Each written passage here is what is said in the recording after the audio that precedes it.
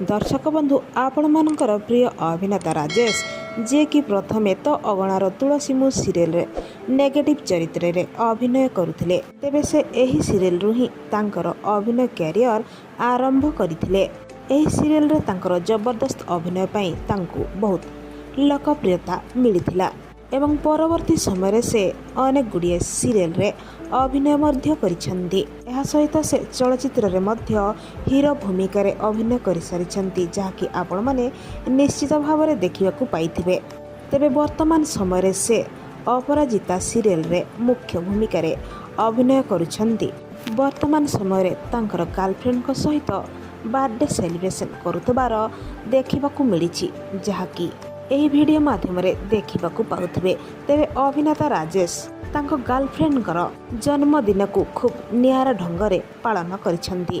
तेबे आपण माने तो एही हिरोइन को निश्चित भाव में जानिथिबे जे कि वर्तमान समय रे मंगला चरण सीरियल रे मुख्य अभिनेत्री भाव में अभिनय करुछंती। पूर्वरु से कुआरी बहु सीरियल रे नेगेटिव चरित्र रे अभिनय करुथिले। तांकर जबरदस्त अभिनय पई से खूब लोकप्रियता साउंटी पारिथिले।